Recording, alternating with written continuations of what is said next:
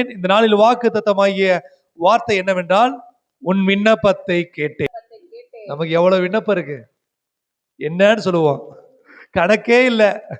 ஆண்டவர் சொல்லுகிறார், உன் எல்லா விண்ணப்பத்தையும் கேட்டேன். இன்னைக்கு 3 விதமான விண்ணப்பங்களை நாம் தெரிந்து கொள்வோம். முதலாவது வியாதியிலிருந்து விடுதலை, 2வது சத்துருக்களிலிருந்து விடுதலை, 3வது பல ஆண்டுகளாக காத்திருந்து பெற முடியாமல் இருந்த சந்ததியை பெற்றுக்கொண்டு சாபத்திலிருந்து விடுதலை. அதை தொடர்ந்து சில காரியத்தை கர்த்தர் நமக்கு கற்றுக் கொடுப்பாராக. கர்த்தராகிய இயேசு இன்றைக்கு நம்மோடு இடைப்படுவாராக. கர்த்தர் நமக்கு என்ன வாக்குத்தத்தம் கொடுத்திருக்கிறாரு? உன் விண்ணப்பத்தை கேட்டேன். கவலைப்படாத, நீ என்னெல்லாம் ஜெபிச்சிருக்கிய எல்லா ஜெபத்துக்கு நான் உனக்கு பதில் தந்துட்டேன்னு சொல்லி ஆண்டவர் வாக்கு கொடுக்கிறார். யாரில் விசுவாசிக்கிறீங்க? விசுவாசிக்க ஆமென் சொல்லுவோம். ஆமென். நமக்கு நிறைய விண்ணப்பம் இருக்கும், கணக்கே இல்லை. ஆண்டவரே, என் பிள்ளை எப்படியாவது நல்லா இருக்கணும். ஓகே. ஆண்டவரே, எனக்கு ஒரு நல்ல வீடை கொடுங்க, அந்த விண்ணப்பம் தான். ஆண்டவரே, நல்ல வேலை கொடுங்க, அது ஒரு விண்ணப்பம் தான். ஆண்டவரே, எனக்கு நல்ல சுகத்தை கொடுங்க, அது ஒரு விண்ணப்பம் தான். ஆண்டவரே, என்னை சுத்தி ஒரே பிரச்சனையா இருக்கு, இதை மாற்றுங்க, அது ஒரு விண்ணப்பம் தான். ஆண்டவர், என் பிள்ளைக்கு திருமணம் ஆகணும், அது ஒரு விண்ணப்பம் தான். அந்த விண்ணப்பத்தை கர்த்தர் கேட்கிறார். உங்கள் எல்லா விண்ணப்பத்திற்கும் பதில் என்ன சொல்றார் ஆண்டவர்? உன் விண்ணப்பத்தை கேட்டேன், பதில் தந்திருக்கிறார். ஹல்லேலூயா. கர்த்தர் நல்லவர். முதலாவது இந்த வார்த்தைக்கு நாம் தியானிக்கிறதுக்கு முன்பாக, இந்த விண்ணப்பத்தை கேட்டதினால நாம என்னென்ன செய்வோம், என்னென்ன செய்யணும்னு ஆண்டவர் எதிர்பார்க்கிறாரு அப்படின்றத நம்ம தெரிந்துக்கொள்வோம். எடுத்துக்கொள்வோம். 38ஆம் அதிகாரம் 16ஆம் வசனம் தொடங்கி வாசி கேட்போம். ஏசாயா 38ஆம் அதிகாரம் 16ஆம் வசனம் தொடங்கி. ஆண்டவரே, இவைகளினால் மனுஷர் பிழைக்கிறார்கள், இவைகளெல்லாம் என் உயிருக்கு உயிராயிருக்கிறது, என்னை சொஸ்தப்படுத்தவும் பிழைக்கவும் பண்ணினீர். ஆண்டவர் சொல்றாரு, உன் விண்ணப்பத்தை கேட்டு உன்னை என்ன செஞ்சிருக்கனா, உயிரோட வச்சிருக்கிறேன். எத்தனை முறை நம்ம பலவீனமா இருக்கும் போது தாங்க முடியல. சிலர் சொல்லுவாங்க, இந்த வேதனை வாழ்றதுக்கு நானு செத்துறலாம் போல இருக்கு. சில நேரம் சரீர வேதனை கூட மனவேதனை ரொம்ப கொடுமையா இருக்கும். சரீர வேதனை கூட தாங்கிக்கலாம். இந்த உலகத்துல ஒரு வார்த்தை இருக்கு, தீயினால் சுட்டப்புண் உள்ளாரும் ஆறாதே, நாவினால் சுட்டவிடு. அநேகர் உங்களுடைய இருதயத்தை காயப்படுத்தி இந்த வாழ்க்கையே எனக்கு வேண்டாம், இந்த வாழ்க்கை நான் வாழவே விரும்பல, இதுக்கு நான் செத்து போயிடலாம் நினைக்கிற அளவு காயப்படுத்தி இருக்கிறாங்க. கர்த்தர் சொல்லுகிறார், உன் விண்ணப்பத்தை கேட்டு உன்னுடைய வியாதியிலிருந்து, உன்னுடைய கண்ணிலிருந்து கர்த்தர் விடுதலை ஆக்க போகிறார். ஹல்லேலூயா. இந்த வேதனைகளுக்கு கர்த்தர் ஒரு முடிவை கொடுப்பதற்கு தான் வைத்திருக்கிறார். ஹல்லேலூயா. வாசிங்க 38ஆம் அதிகாரம் 3ஆம் வசனம் வாசிங்க. 2ஆம் வசனம் தொடங்கி. அப்பொழுது எசேக்கியா தன் முகத்தை சுவர்புறமாய் திருப்பி 2ஆம் வசனம் 2ஆம் வசனம் வாசிங்க. 2ஆம் வசனம் 2 3 சரி 1 2.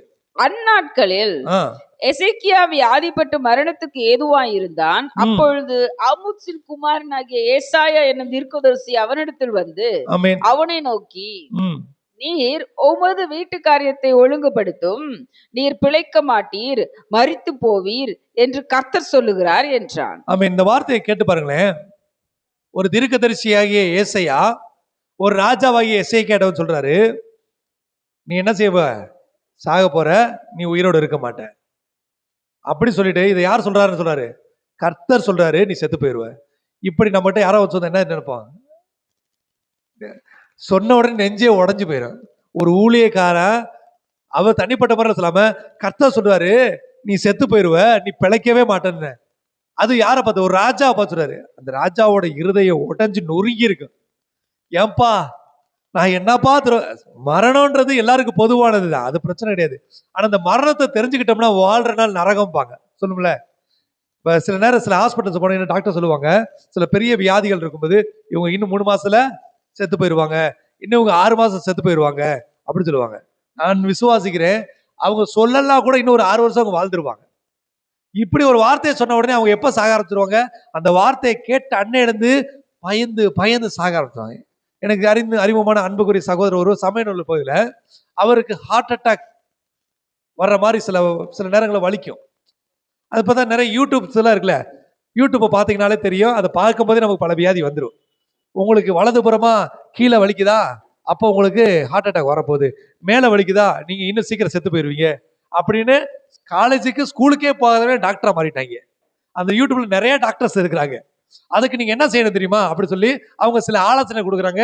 அந்த ஆலோசனைகளை கேட்டு நிறைய பேர் என்ன செய்யறாங்க, செஞ்சு செத்து போயிடறாங்க. இப்ப அன்புக்குரிய ஒரு சகோதரி கூட வயிறு குண்டா, உடம்பு குண்டா இருக்கிறவங்க இந்த காரியத்தை செஞ்சா சீக்கிரம் மெலிஞ்சிருவாரு, ஏதோ ஒரு பொட்டாசியம் மக்னீசியம் இருக்கு, அதை வறுத்து சாப்பிட்டா நல்லதுன்னு சொல்லி அதை போய் கெமிக்கலை வாங்கி அது யூடியூப்ல பார்த்து ஒருத்தர் சொன்ன ஆலோசனை கேட்டு அவங்க அதை வறுத்து 3 நாள் சாப்பிட்டு 3 நாள் செத்து போயிடுச்சு.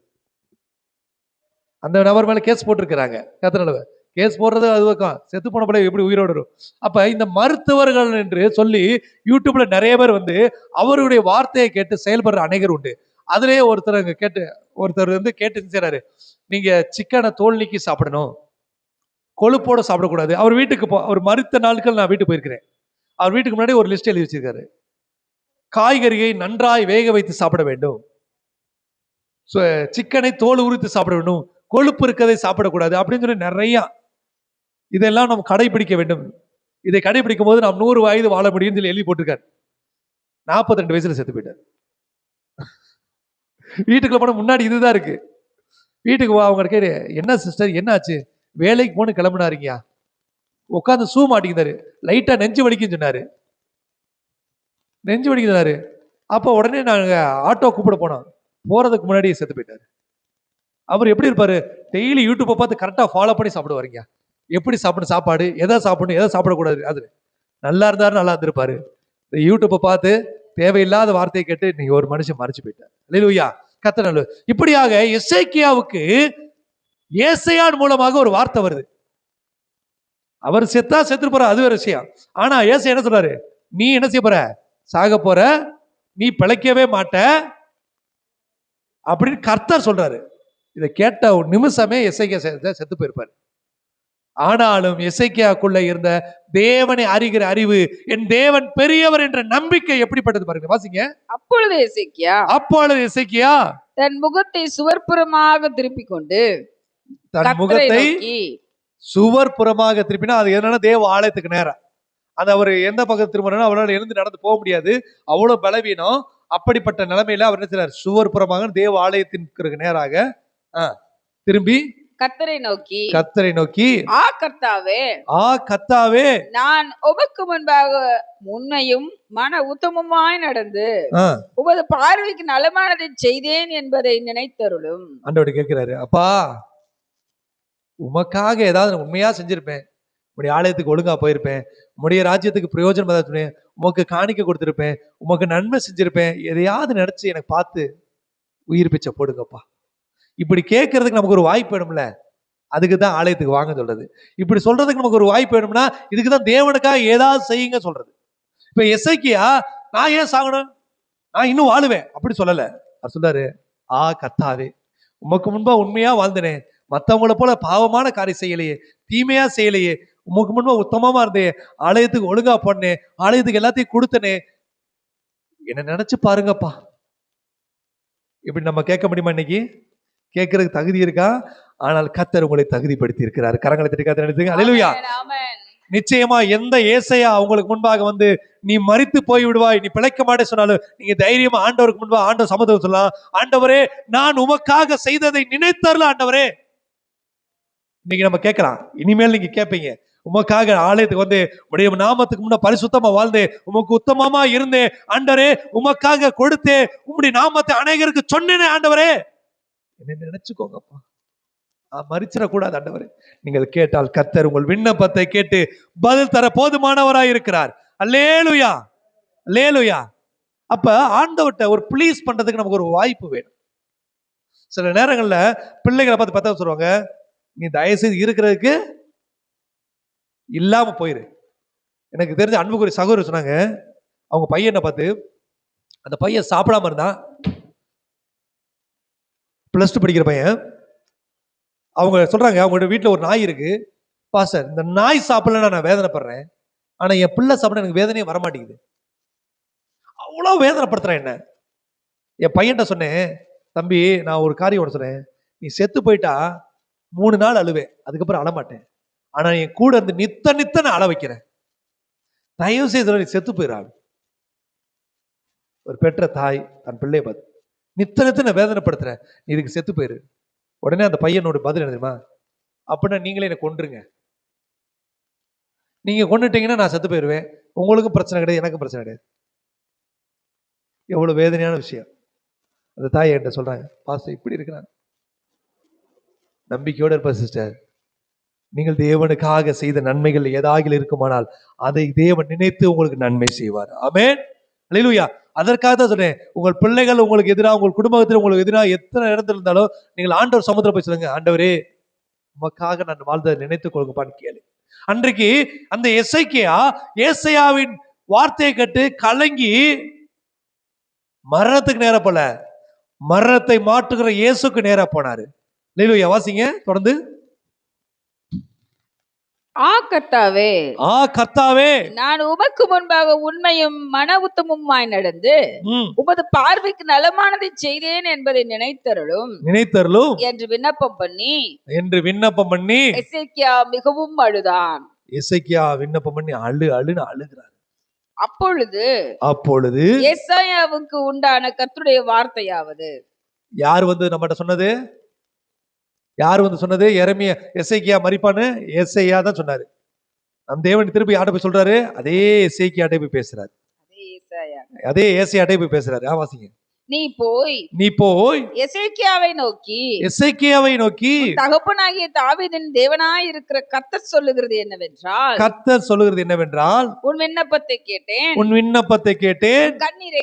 உன் கண்ணீரை கண்டேன், இதோ உன் நாட்களோட 15 வருஷம் கூட்டுவேன். ஆமென். கரங்களை தட்டி கர்த்தரை நினைத்துமா. அல்லேலூயா. கர்த்தர் உங்க கண்ணீர் விண்ணப்பத்தை கேட்டிருக்காரு. யாரெல்லாம் விசுவாசிக்கிறீங்க? நிச்சயமா எனக்கு அற்புதம் நடக்க போகுது. என் ஜெபத்தை என் தேவன் நிச்சயமாய் கேட்டிருக்கிறார். அவர் கேட்க தொடங்கி விட்டார். இந்த முதல் வார்த்தை இந்த நாளில் கர்த்தர் சொல்றாரு, நன்மை நடக்க சொல்லல, ஓ விண்ணப்பத்தை கேட்டுட்டே போ. எவ்வளவு வேதனை நம்ம இதயத்தில் இருந்திருக்கும். என்னைக்குதான் இந்த பிரச்சனைக்கு முடிவு கிடைக்குமே தெரியலேன்னு நீங்கள் கதறி அழுத கண்ணீரை கர்த்தர் கேட்டு, உன் விண்ணப்பத்தை நான் கேட்டிருக்கிறேன் என்று சொல்லி உங்கள் வேதனைக்கு ஒரு முடிவை கொடுத்திருக்கிறார். உங்கள் கண்ணீருக்கு ஒரு முடிவை கொடுத்திருக்கிறார். உங்கள் கவலைகளை கர்த்தர் மாற்றி இருக்கிறார். ஆமென். விசுவாசிகள் ஆமென் சொல்லுங்க.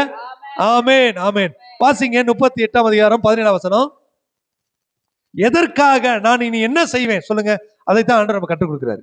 இதோ சமாதானத்துக்கு பதிலாக மகா கசப்பு வந்திருந்தது. 17 வாசிங்கப்ப. பாதாளம் உம்மை துதியாது, மரணம் உம்மை போற்றாது, குழியில் இருக்கிறவர்கள் உம்முடைய சத்தியத்தை தியானிப்பதில்லை. இது எசேக்கியா ஒரு லெட்டர் மாதிரி எழுதுறாரு. ஆண்டவரே, நான் செத்து போயிட்டு உம்மை யார் துதிப்பா? பாதாளமா உம்மை துதிக்கும்? நான் தான் உம்மை துதிக்கணும். ஆண்டவருக்கு நம்ம மேல எவ்வளவு அன்பு தெரியுமா? சும்மா ஆண்டவர்கிட்ட உண்மையா கொஞ்சம் கூட்டு பாருங்களேன், எல்லாத்தையும் தந்துருவாரு. இப்ப எசேக்கியா ஆண்டவர்கிட்ட சொல்றாரு, நான் செத்து போயிட்டா யாரும் உங்களை துதிப்பா? ஆமா, அவர் துதிக்கிற யார் வேணும்? நாம வேணும்ல. அதனால அவர் சொல்றாரு, பாதாளமா உம்மை துதிக்கும். வாசிங்க. பாதாளம் உம்மை துதியாது, மரணம் உம்மை போற்றாது, குழியில் இறங்குறவர்கள் உம்முடைய சத்தியத்தை தியானிப்பதில்லை. குழியில செத்து போறவே உம்மை தியானிக்க முடியாது. நான் இன்று செய்தது போல உயிரோடு இருக்கிறவனே உம்மை துதிப்பான், தகப்பன் பிள்ளைகளுக்கு உமது சத்தியத்தை தெரிவிப்பான். ஆமென். நீங்களானும் எதுக்கு உயிரோடு இருக்கிறது தெரியுமா? அவரை துதிச்சு நம்ம பிள்ளைகளுக்கு சந்ததிக்கு சத்தியத்தை போதிக்கிற. கஷ்டம் வரும்போது துதிப்போம் பாருங்களா, ஓடு அழுது ஏசப்பாடு. சந்தோஷம் வரும்போது அதை மறந்து ஓடிடுவோம். அப்போ இந்த கஷ்டத்தை கர்த்தர் நமக்கு எதுக்காக கொடுத்தாரு? அவரை துதிக்கிறதுக்காக. அவரை துதிச்சு நம்ம சந்ததிக்கு, அப்பா நான் இன்று துதித்தது போல என்றும் துதிப்பேன். சில பாத்தீங்கன்னா கஷ்டத்துல மட்டும் ஓவரா ஜெபிப்பாங்க. அப்புறம் நல்லா பிறகு நேரம்ல பாஸ்டர் சர்ச்சுக்கு வர்றதுக்கு. அன்னைக்கு வந்தீங்க, அன்னைக்கு கஷ்டம் இருந்துச்சு, இன்னைக்குதான் நல்லா ஆயிட்டேல. அப்ப திருப்பி சர்ச்சுக்கு வர்றதுக்கு என்ன செய்யணும்? திருப்பி கஷ்டத்தை கொடுக்கணும். இது என்ன செத்து விளையாட விளையாட்டா இருக்கா? நமக்கு ஆலயத்துக்கு வந்துட்டு நமக்கு எது கஷ்டம் வரப்போகுது? ஆண்டவருடைய கருத்தை ஒப்புங்க. ஆண்டவர் சொல்றாரு, அந்த எசேக்கியா சொல்றாரு, நான் இன்று உம்மை துதிப்பது போல என் சந்ததிக்கு உம்மை துதிக்க கற்றுக் கொடுப்பேன். அதுதான் ரொம்ப முக்கியங்க. உங்க பிள்ளைகளுக்கு நீங்க சந்ததிக்கு சத்தியத்தை கற்றுக் கொடுக்கணும், தேவனை துதிக்க கற்றுக் கொடுக்கணும். அதுக்கு நீங்களான துதிக்க ஆரம்பிக்கணும். இன்றைக்கு நம்ம சொல்லுங்க, நான் இனி துதிப்பேன், உம்மை துதிப்பேன் ஆண்டவரே, உம்மை நான் துதித்து என் சந்ததிக்கு உம்மை கற்றுக் கொடுப்பேன். அல்லேலூயா. கர்த்தரை வாசிங்க. நான் என்று செய்கிறது போல உயிரோடு இருக்கிறவனே உம்மை துதிப்பான். தகப்பன் பிள்ளைகளுக்கு உமது சத்தியத்தை தெரிவிப்பான். கர்த்தர் என்னை ரட்சிக்க வந்தார். ஆகையால் எங்கள் ஜீவனால் எல்லாம் கர்த்தருடைய ஆலயத்துல என் கீத வாத்தியங்களை வாசித்து பாடுவோம் என்று எழுதி வைத்தான். இப்ப நம்ம எங்க வந்திருக்கிறோம்? கர்த்தருடைய ஆலயத்துக்கு வந்திருக்கிறோம். இந்த நாட்களை ஆண்டவர் சொன்ன மாதிரி நான் ஜீவன் நாட்கள்லாம் கர்த்தருடைய ஆலயத்திலே கர்த்தரை துதித்து கர்த்தரை மகிமைப்படுத்தணும் என்று நாம் தேவனுக்கு முன்பாய் நாம் அறிக்கை செய்வோமானால் கர்த்தர் உங்கள் விண்ணப்பத்தை கேட்டிருக்கிறது உண்மைதான். ஆமென். அப்ப எங்க உங்க இருந்து உங்க விண்ணப்பத்தை கேட்க விரும்புறாரு? தேவ ஆலயத்திலிருந்து.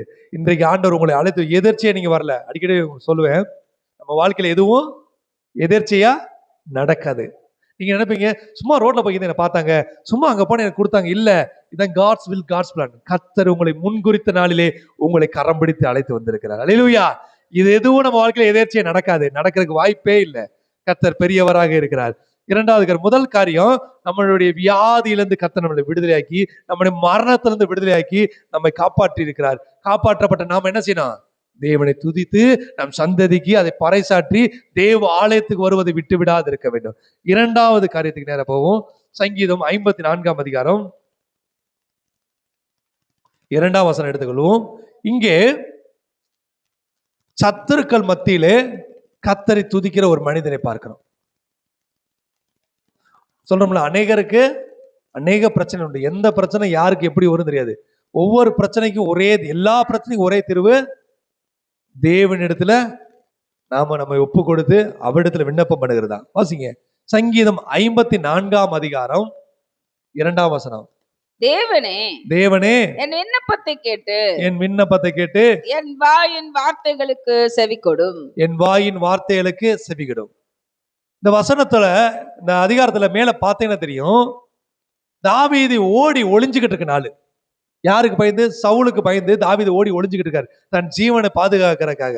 அந்த இடத்துல சிப்பூரான்ற ஒரு ஊர்ல ஒளிஞ்சுக்கிட்டு இருக்கும்போது அந்த ஊர் மக்கள் தாவீதை காட்டி கொடுத்துருவாங்க.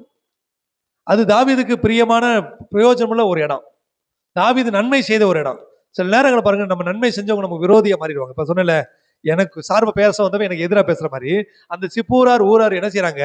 தாவீதை காட்டி கொடுக்குறாங்க சவுலுகிட்ட. சவுல் யாருன்னா தாவீதை கொல்ல வந்த ஒரு மனுஷன்.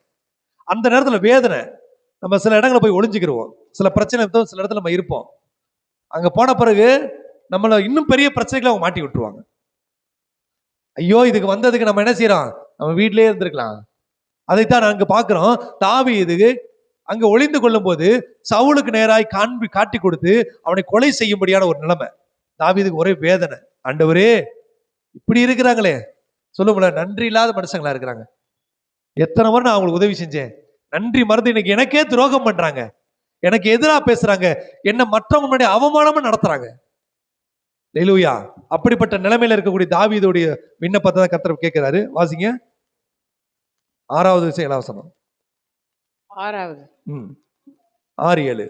உற்சாகத்துடன் நான் உமக்கு பலியிடுவேன் கர்த்தாவே, உமது நாமத்தை துதிப்பேன்.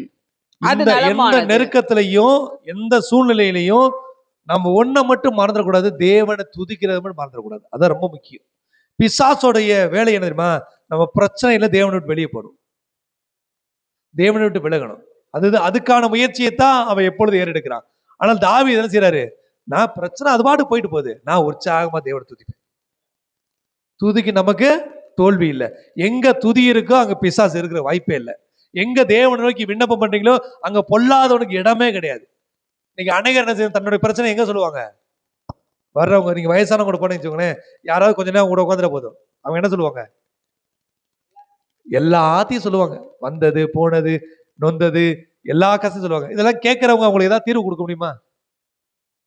கேட்டுட்டு கொஞ்ச நேரம், ஐயோ அந்த அம்மா பக்கத்துல உட்காந்தா எனக்கு தெரிஞ்ச ஒரு அன்புக்குறி பையன் கச கச கசன்னு பேசிக்கிட்டே இருக்கிறாங்க, கச கசன்னு ஏதாவது சொல்லிக்கிட்டே இருக்கிறாங்க. அப்படிதானே? ஆமே. ரொம்ப மாதிரி அறுக்குறாங்க, சொன்னதே சொல்லிக்கிட்டு இருக்காங்க, ரொம்ப அருமையா இருக்கு, நச நசன்னு பேசிக்கிட்டே இருக்கிறாங்க. எப்படி ஒரு வார்த்தை? அவங்களோட வேதனை இவங்களுக்கு எப்படி இருக்குமா? ரொம்ப. அதனால அங்க சொல்லாதீங்க. தாவீதுக்கு நல்லா தெரியும், எவங்கிட்ட சொன்னாலும் பிரச்சனை தீராது, என் தேவன்கிட்ட சொன்னா நிச்சயம் பிரச்சனை தீரும். அல்லேலூயா. அதனாலதான் அந்த சூழ்நிலையிலையும் என்னை காட்டி கொடுத்துட்டாங்க. எனக்கு என் நண்பர்களா இருக்க வேண்டியவங்க, எனக்கு உதவியா இருக்க வேண்டியவங்க, என் எதிரி கூட சேர்ந்து என்னை காட்டி கொடுத்துட்டாங்க. ஆனாலும் நான் உம்மை துதிப்பேன். நம்மளாம் தேவனை போய் குற்றப்படுத்துவோம், நீங்களாம் தெய்வமா, நீ இவ்வளவு கஷ்டப்படுறனே. தாவீது எப்பயுமே சொல்றது கிடையாது. ரொம்ப தெளிவான மனிதன், நல்லா தெரியும். தேவன் தான் அதுக்கு அனுமதி கொடுத்திருக்கிறாரு. நல்லா தெரியும். உங்க வாழ்க்கையில இருக்க பிரச்சனைகளை யார் அனுமதி கொடுக்கிறா? தேவன் தான். ஆனாலும் இது தாவீதுக்கு தெரியும், ஒரே இடத்துல தேவனை தாவீது குற்றப்படுத்த மாட்டார். இப்ப பிள்ளைய கண்டிக்கிறது, டீச்சரை போய் சொல்றது அப்பாவா தான் இருப்பாரு, அம்மாட்ட போய் சொல்றது அப்பாவா தான் இருப்பாரு, திருப்பி கட்டி அடைச்சுக்கிடுவாரு. ஆனா அடிக்க சொன்னது யாரு? அப்பாதான். கட்டி அணைக்கிறது அப்பாதான். அதற்கு அதுதான் தேவனுடைய வேலை. உங்களை பிரச்சனைக்குள்ள கொண்டு வருது அவருடைய வேலை. காரணம், நீங்கள் தேவன் நோக்கி விண்ணப்பம் பண்ணணும், தேவனுக்கு முன்பாக உண்மையா வாழன்றதுக்காக. அந்த நேரத்துல முறுமுறுத்தர கூடாது. வாசிங்க 7ஆம் வசனம். அவர் எல்லா நெருக்கத்தையும் நீக்கி என்னை விடுவித்தார். சொல்லுங்க. எப்ப நீங்க ஸ்தோத்திரம் பண்ணி, எப்ப நீங்க துதிக்க ஆரம்பிக்கிறீங்களோ, அப்ப எல்லா நெருக்கத்துல இருந்து உங்களை அவர் என்ன செய்வாரு? விடுதலை ஆக்கிடுவாரு. என் கண் என் சத்துருக்களின் நீதி சரிகட்டுதலை கண்டது. நிச்சயமா உங்களுக்கு எதிராக செயல்பட்ட ஒவ்வொருவனுக்கும் தேவன் ஒரு நாள் நியாயம் செய்வார். இன்றைக்கு அவங்க ஜெயிச்சது போல இருக்கலாம், இன்றைக்கு அவங்க உங்களை பரியாசம் பண்றதுக்கு தேவன் இடம் கொடுத்திருக்கலாம். ஆனால் நிச்சயம் உங்களோடு கர்த்தர் இருக்கிறார் என்று சொல்லுகிற நாள் ஒரு நாள் வரும். அல்லேலூயா. நான் ஒரு சகோதரியை பார்க்க போகிறேன், பாஸ்டர் நான் செத்து போயிடலான் இருக்கேன். சிஸ்டர், எல்லாரும் ஒரு நாள் சாகத்தான் போறோம். நீங்க ஒரு 1000 வருஷமோ நான் ஒரு 2000 வருஷம் வாழ போறது கிடையாது. மரணம் வரும்போது வரட்டும். ஆனா துக்கத்துல செத்தீங்கன்னா உலகம் உங்களை குறித்து சொல்லுவோம், அவங்க சொன்னது உண்மைன்னு சொல்லிடுவாங்க. உங்களை குறித்து எவ்வளவு குற்றாச்சு சொல்லவே முடியாது பாஸ்டர், அதனாலதான் நீ செத்து போயிட்ட அப்படி சொல்லுவாங்க. இந்த வார்த்தையை நீங்க மறிக்கணுமா?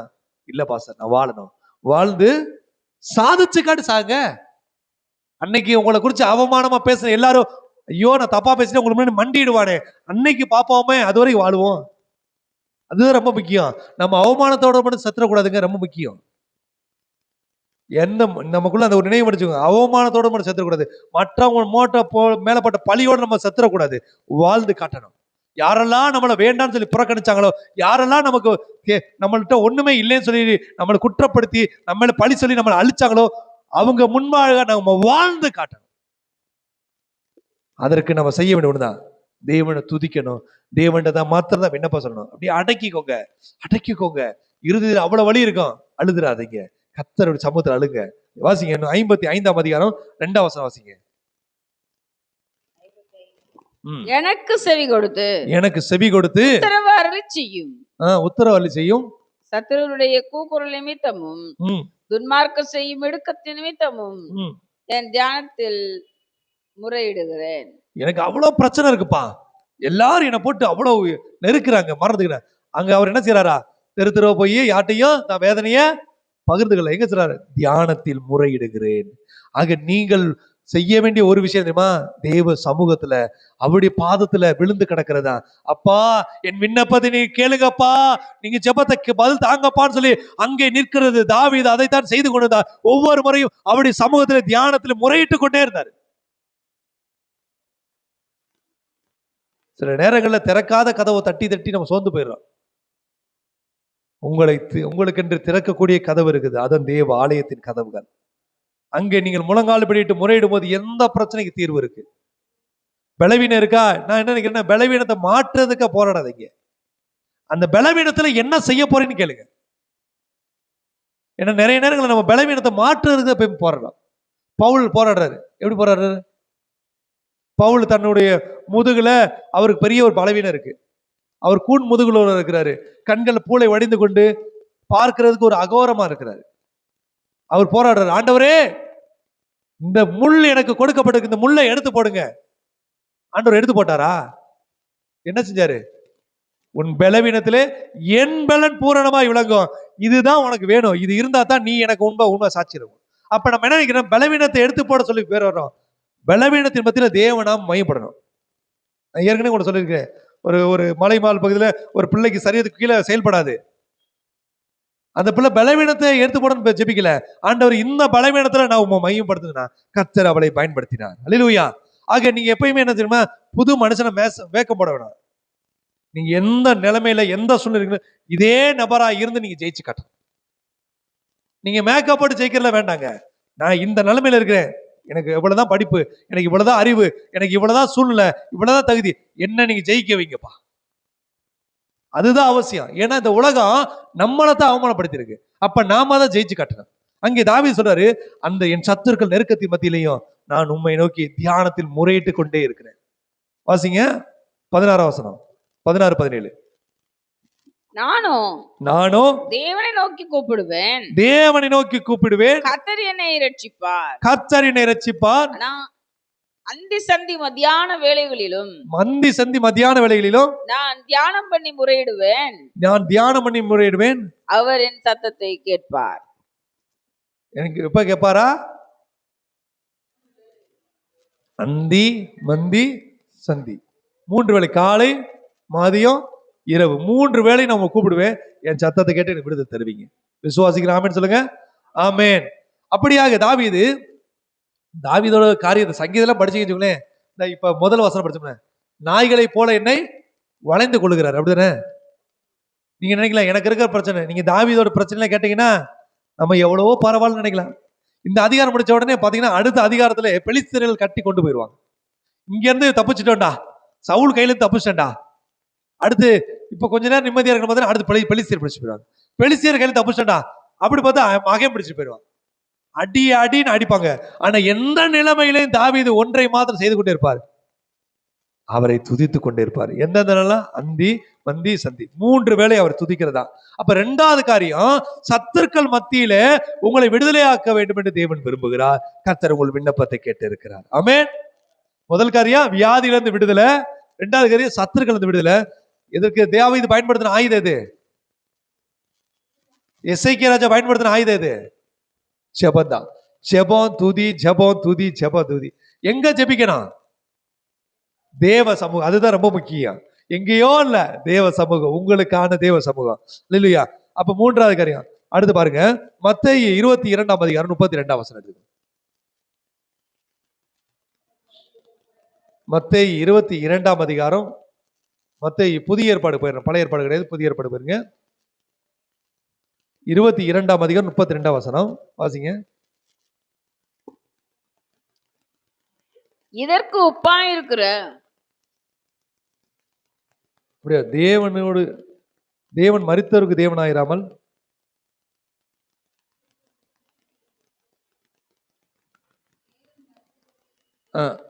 அதான வருது 32, அதான் 32, 22, 32. தேவன் மரித்தோருக்கு தேவனாயிராமல் ஜீவனுள்ளோருக்கு தேவனாய் இருக்கிறார். அவர் யாருக்கு தேவனா இருக்கிறாரா? எனக்கு தேவனா இருக்கிறாரு. நான் உயிரோட இருந்தாதான் அவரை துதிக்க முடியும். நான் மரிச்சு போயிட்டா யார் துதிப்பா அவரை? ஈஸியா எப்படி சொல்லுங்களேன் ஆண்டவர்கிட்ட, அப்பா நான் எனக்காக நல்லா இருக்குன்னு ஆசைப்படுறேன், உங்களுக்காக தான். ஆண்டவர் தாஜா பண்றது ரொம்ப ரொம்ப ஈஸி. ஆண்டவர்கிட்ட கண்ணீர் வடிச்சு நீங்க அற்புதத்தை பெற்றுக்கொண்டு உண்டு. ஆண்டவர் ஐஸ் வச்சு அற்புதத்தை பெற்றுக்கொள்ளலாம். எப்படி கேட்கலாம்? பா நான் நல்லா இருந்தா உங்களுக்கு தானே நல்லது, நான் கார் வச்சிருந்தா உங்களுக்கு தானே, நான் வீடு வாசல் வச்சது நல்லது தானே, நான் பேரு புகழோட வந்தா உங்களுக்கு தானே பெருமை. இப்படி கேட்டு பாருங்களேன். அப்பா பாப்பாரு, பரவாயில்லடா என்னையே ஏமாத்தி என்கிட்ட வாங்கிடுறேன். நம்ம பிள்ளைங்க நம்மகிட்ட வருவாங்களே, செல்ல அம்மால எனக்கு இது வாங்கி கொடு. அழுது சாதிக்கிற பிள்ளைய காட்டிலும் கொஞ்சம் சாதிக்கிற பிள்ளைக்கு கொடுக்கணும் அதிகமா இஷ்டம் இருக்கு தெரியுமா? எனக்கு நீங்க கொடுத்தாதான் அப்படின்னு சொல்லி சண்டை போட்டு பெற்றுக்கொண்ட பிள்ளைகள் உண்டு. பக்கத்துல கட்டி பிடிச்சு என் மம்மி இல்ல எனக்கு கொடுங்க அப்படின்னு சொல்லி வாங்குற பிள்ளை. யாருக்கு நமக்கு கொடுக்குற அதிக சந்தோஷம் இருக்கலாம்? கொஞ்சம் சாதிக்கிற பிள்ளைகளுக்கு கொடுக்கறது அதிகம் அவசியம். நீங்க கொடுத்தாதான், இல்ல நீங்க டாடி இல்ல அப்படின்னா கொடுக்கறதுக்கு விருப்பம் இருக்கும், எரிச்சலோடு கொடுப்போம். அப்ப பெற்றுக்கொள்றதுக்கு ரொம்ப அவசியம் சில வழிமுறைகள். அப்ப ஆண்டவர் வார்த்தை சொல்லுது, தேவன் மரித்தோருக்கு தேவனாயிராமல் ஜீவனுள்ளோருக்கு தேவனாயிருக்கிறார். நம் தேவன் யாருக்கு தேவனா இருக்கிறாரு? எனக்கு தேவனா இருக்காரு. சொல்லுங்க, எனக்கு தேவனா இருக்கிறார். ஏன்னா நான் உயிரோடு இருந்து அவர் துதிக்க போறேன். அப்பா கார் கொடுத்ததுக்கா நன்றி, அப்பா வீடு கொடுத்தக்க நன்றி, நல்ல வாழ்க்கை கொடுத்தக்க நன்றி, நல்ல பிள்ளைய கொடுத்தக்க நன்றி, நல்ல சொத்து சுகத்தை கொடுத்தக்க நன்றி, நல்ல சுகத்தை கொடுத்தக்க நன்றி அப்படின்னு அவர் துதிக்க போறேன். யாரெல்லாம் அப்படி துதிக்க போறீங்க? ஆமென். இந்த நாள்ல இருந்து கர்த்தருக்கு நீங்க துதிக்க போறீங்க. கர்த்தர் உங்களுக்கு கொடுத்துக்கிட்டே இருக்க போறாரு. அல்லேலூயா. இன்னும் ஒரு நபர் எடுத்துக்கணும். லூக்கா 1ஆம் அதிகாரம் 13ஆம் வசனம். 12:13. சகரியா 12:13. சகரியா அவனை கண்டு கலங்கி ஆ, பயமடைந்தான். ம், தூதன் அவனை நோக்கி, ம், சகரியாவே ம், பயப்படாதே, ஆ. உன் வேண்டுதல் கேட்கப்பட்டது. ஆமென். உன் மனைவியாகிய எலிசபெத்து உனக்கு ஒரு குமாரனை பெறுவான். அதாவது 80 வயசான எலிசபெத்துக்கு பிள்ளையை கொடுக்கறதுக்கு அவர் போதுமானவரா இருக்கிறார். அது வரைக்கும் என்ன செஞ்சாரா சகரியா? ஆசாரியரா இருந்தாரு, வேண்டுதல் செஞ்சுக்கிட்டே இருந்தாரு. சில நேரங்கள்ல சில காரியத்தை நம்ம வேண்டுதல் செஞ்சுட்டு ஒரு குறித்த காலத்தை விட்டுருவோம். இனிமேல் இது நடந்தா என்ன, நடக்காம போனா என்ன, அப்படிலாம் இல்ல, நடக்கிற வரைக்கும் ஜெபிச்சுக்கிட்டே இருக்கணும். 80 வயசான பிறகு குழந்தை பிறக்குமா? 80 வயசான குழந்தை பிறகு வளர்க்க முடியுமா? எலிசபெத்துக்கு 80 வயசு ஆயிடுச்சு, பிரச்சனையே கிடையாது. தேவன் பெரியவர். சகரியா வேண்டுதலை விடவில்லை, வேண்டிக் கொண்டே இருந்தார், ஜெபித்துக் கொண்டே இருந்தார். கர்த்தர் ஒரு நாள் அந்த ஜெபத்தை கேட்டார். நீங்கள் நானு ஜெபித்துக்கிட்டே இருக்கணும். காரியம் நடக்கிற வரைக்கும் நடந்துகிட்டே இருக்கணும். ஆண்டவரே, என் ஜெபத்தை நான் விட மாட்டேன். என் பிள்ளைக்கு நீங்க நன்மை செய்யணும், என் குடும்பத்துக்கு நீங்க ஆசீர்வாதத்தை கொடுக்கணும், என் குடும்பம் நல்லா இருக்கணும், நான் தோத்து படத்துல ஜெயிக்கணும். அப்பா, உனக்கு வயசு 60 வயசு ஆச்சுப்பா, 100 வயசானாலும் ஜெபிப்பேன். என் தேவன் நிச்சயமா என் விண்ணப்பத்தை கேட்பார். சகரியாவுகிட்ட அந்த தூதன் சொல்றாரு, சகரியாவே உன் வேண்டுதல், ரொம்ப நாளைக்கு முன்னாடி வேண்டிட்ட விட்டுட்ட, அப்படி சொல்லல. இப்பொழுது வேண்டிக்கிட்டே இருக்கிறையே, உன் வேண்டுதல் கேட்கப்பட்டது. எப்படி எசேக்கியா ராஜாவுடைய வேண்டுதல் கேட்கப்பட்டதோ, எப்படி தாவீதின் வேண்டுதல் கேட்கப்பட்டதோ, அப்படியே சகரியாவின் வேண்டுதலை கர்த்தர் கேட்டார். அதற்கு ஆண்டவர் நம்மகிட்ட கேட்கிற எதிர்பார்க்கிறதுமா, எப்பயோ தெதிக்க கூடாது, எப்பயோ ஆண்டவர் வேண்டக்கூடாது. நேரம் கிடைக்கும் போதெல்லாம், சில நேரம் சிலர் வந்து புலம்புறது ஒரு பழக்கம் வச்சிருப்பாங்க. சிலர் பிறரை பத்தி குறை பேசுறது பழக்கம் வச்சிருப்பாங்க. சிலர் தேவையில்லாத இடத்துல உட்கார்ந்து பேசுற பழக்கம் வச்சிருப்பாங்க. நாம ஒரு பழக்கம் வச்சுக்கிறோமா? எனக்கு நேரம் கிடைக்கும் போதெல்லாம் என் இயேசுவோடு நான் பேசுவேன். இதுதான் நமக்கு எடுத்துக்கிற பழக்கம். அந்த பழக்கத்தை சகரியா விடல. 80 வயசானவர், எத்தனை வயசானவர் வேண்டிக்கிட்டே இருந்தார், கர்த்தர் கொடுத்தார். சகரியா குழந்தையை கொடுத்தார். அல்லேலூயா. அப்ப மூன்றாவது காரியம், உங்கள் வேண்டுதல் நிலைத்திருக்கும் போது ஒரு நாள் நிச்சயம் கர்த்தர் உங்கள் வாழ்விலே அற்புதத்தை தருவார். ஆமென். ஒரு சிலருக்கு உடனே தருவாரு. எசேக்கியாவுக்கு உடனே கொடுத்துட்டாரு. தாவீதுக்கு கொஞ்ச நாள் கழிச்சு கொடுத்தாரு. சகரியாவுக்கு ரொம்ப நாள் கழிச்சு கொடுத்தாரு. 3 பேருக்குமே கொடுத்தாரு. இப்ப நினைக்கலாம், அவங்களுக்கு மட்டும் உடனே கொடுத்தாரு, அவனுக்கு கொடுக்கல அவன் செத்து போயிருவான். எசேக்கியாவுக்கு 1 வருஷம் கழிச்சு கொடுத்தா எசேக்கியா செத்து போயிருவாரு. அதனால எதுக்கு சீக்கிரம் கொடுக்கணுமோ அதுக்கு சீக்கிரம் தான் கொடுப்பாங்க. எசேக்கியாவுக்கு 3 நாள்ல சுகம் கொடுத்துட்டாரு. தாவீதுக்கு அநேக வருஷம் கழிச்சு கொடுத்தாரு, சில வருஷங்கள் கழிச்சு கொடுத்தாரு. ஏன்னா தாவீதுக்கு அந்த விடுதலை எதுக்குன்னா, தாவீதின் பலப்படணுன்றதுக்காக. அந்த பலப்பட்டுக்கணும். இப்ப நீங்க +2 வரைக்கும் எக்ஸாம் எழுது, காலேஜ் வரைக்கும் எக்ஸாம் எழுதுவீங்க, அதுக்கப்புறம் உங்களுக்கு எக்ஸாம் இருக்கா? இல்லையே. நீங்க அடுத்து வாழ்க்கைன்ற இடத்துக்கு போயிருவீங்க. அப்ப தாவீது பலப்படுறதுக்காக ஆண்டவர் அந்த போராட்டத்தை ஆரம்பிச்சாரு. சகரியா நிலை நிற்கணுன்றதுக்காக அந்த போராட்டத்தை ஆரம்பிச்சார். அல்லேலூயா. அப்ப நீங்க மற்றவங்களோட ஒப்பிடாதீங்க. அவங்களுக்கு ஜெபிச்சா மட்டும் உடனே கிடைக்குது, அவனுக்கு ஜெபிக்கலாம் அவன் செத்து போயிருவான். அதனால அவனுக்கு உடனே கொடுக்கிறாரு. ஒவ்வொரு ஜெபத்துக்கு ஒரு அளவுகோல் இருக்கு. நீங்கள் எந்த அளவு தெளிவா உங்களுக்கு புரிய மாட்டேன். வாசிங்க 1 யோவான் 5ஆம் அதிகாரம் 14-15.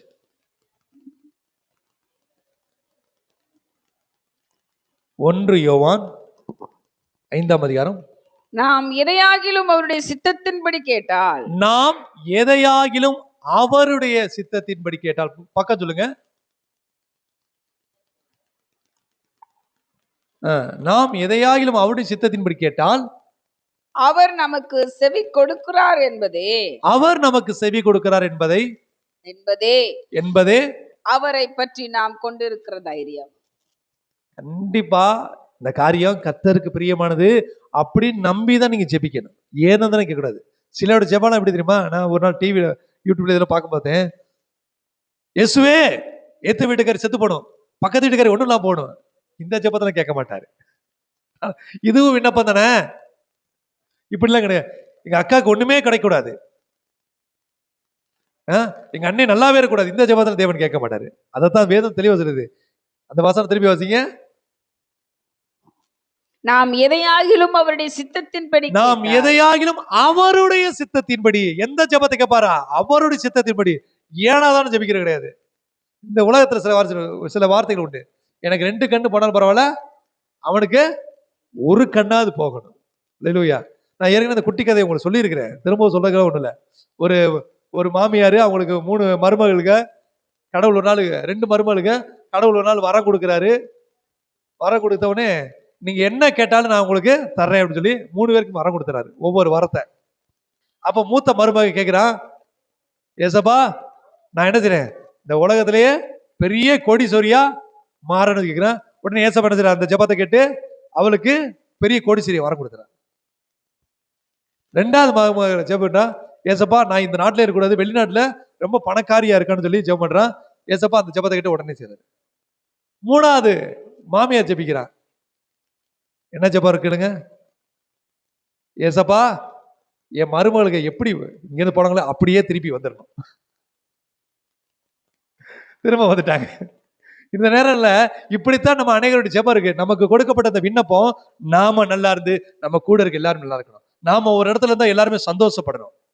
நாம கூட இருக்கணும், அவங்க ரொம்ப சந்தோஷப்படணும். வா கூட வா, நீ என் கூட இருந்தா ரொம்ப சந்தோஷமா இருக்கு, நீங்க இருக்கிறது ரொம்ப பலமா இருக்கு, நீங்க இருக்கிற ரொம்ப ஆறுதலா இருக்கு சொன்னா, எப்பப்பா நீ வெளியே போவ, எப்பப்பா வெளியே போவன்னு சொல்ற நம்ம வாழ்க்கையில் இருக்கக்கூடாது. அப்படியாக நம்ம எப்படி கேட்கணுமா, கர்த்தருடைய சித்தத்தை கேட்கணும். வாசிங்க 15 வசனம்.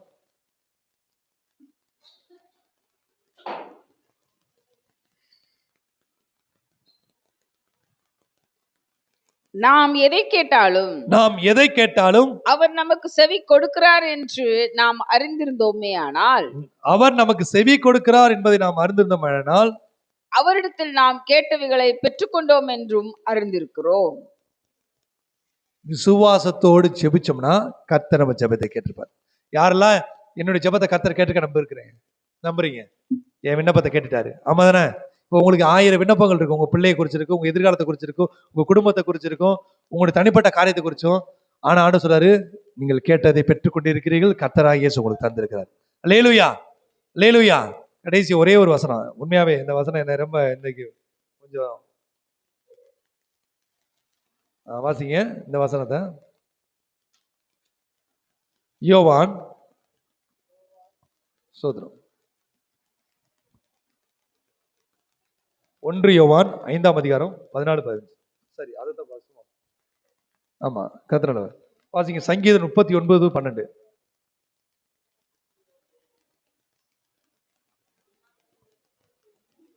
39:12.